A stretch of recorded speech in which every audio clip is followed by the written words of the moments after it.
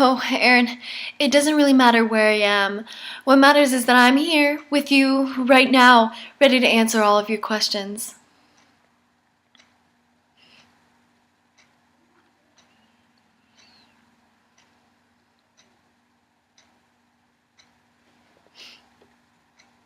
Well, as you already said, my name is Marshall McLuhan.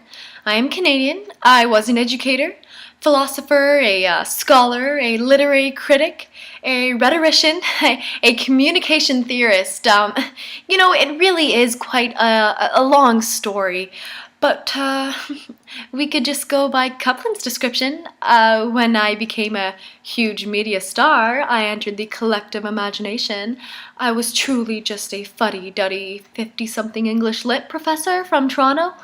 In fact, if I'm not mistaken, our dear Mr. Coupland described my bombastic personality and odd range of behavior as seemingly autistic.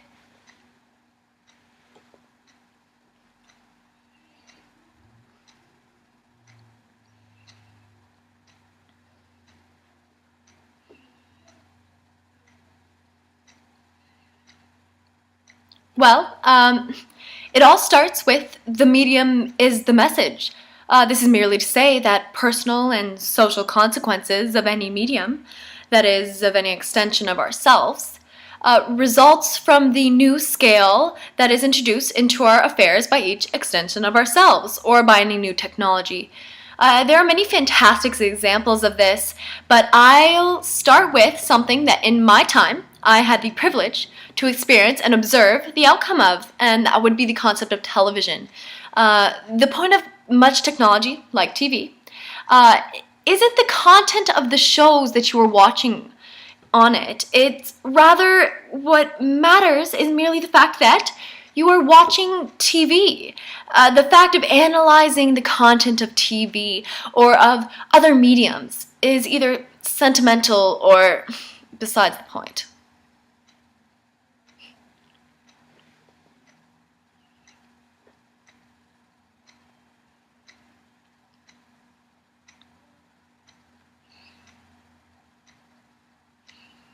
Well, to be quite honest with you, Miss Orr, I don't really pay much attention to the things going on down there on Earth. I spend most of my time with a good friend of mine, Harold Enes. We love discussing multiple theories from the past. We haven't necessarily gone to today's technologies. I think this is where you should ask Douglas Coupland for his interpretations of my work and in today's societies.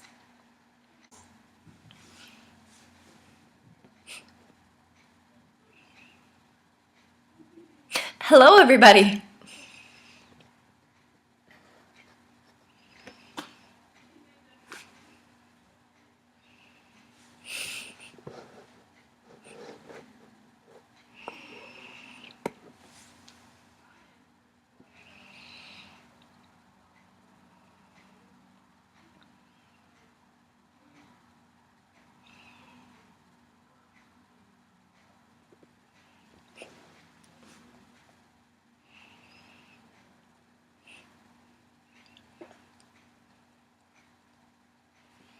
Well, I come from an art school. I am aligned with the visual art, but not really the literary world. I was just exploring a new experiment, and that is how I find every new topic of my various books. Certainly that of Marshall McLuhan. Yes.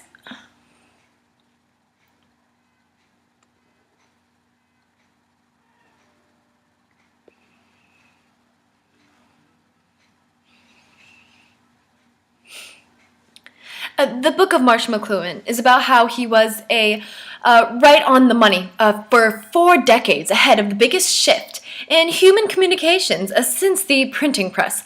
When he quipped, the medium is the message, the way we communicate, we can see now in a way we couldn't see then, is potentially 1,000 times more subversive than what we communicate.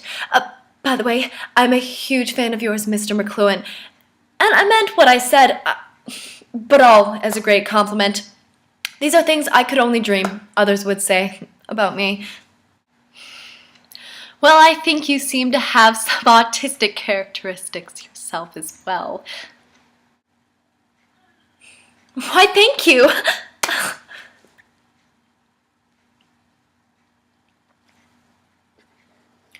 Oh, of course I do, for his time, and they are still applicable today. And thanks to his theories, I was able to create some helpful tips for the next 10 years. I have created a list of 45 guidelines, but I'll keep it short. I'll just name a few, or maybe a little more than a few.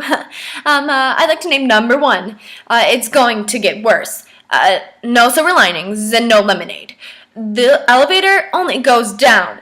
The bright note is that the elevator will, at some point, stop. The second tip is the future is not going to feel futuristic.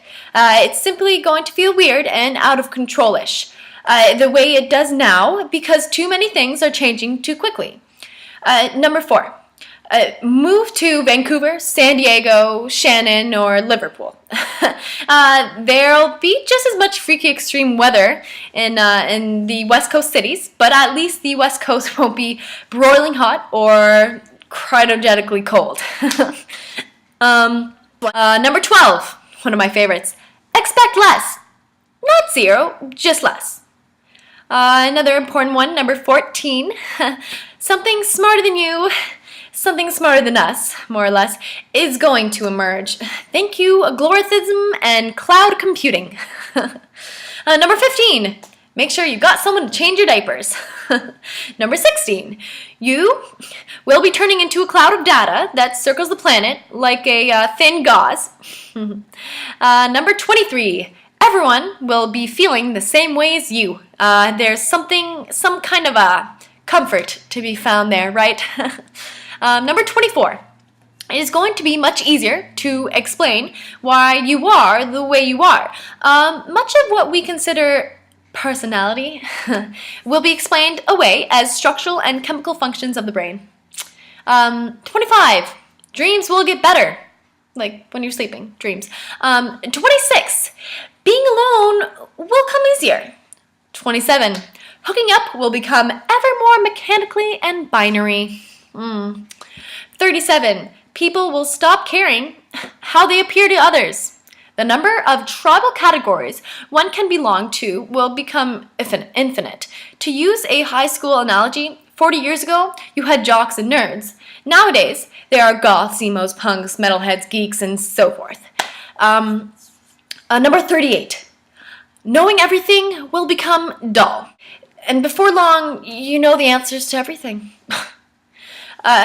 But we're just going to come up to one more. I'll tell you one more. It's number 39. And this is, IKEA will become an ever more spiritual sanctuary. Isn't that lovely? But really, Miss Orr and the whole English class, doesn't it just give you chills?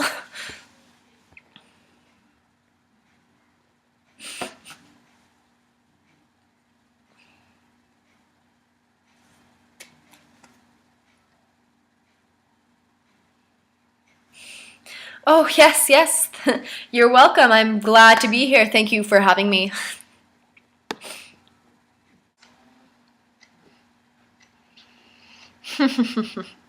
Yes, yes. Goodbye, and thank you for having me.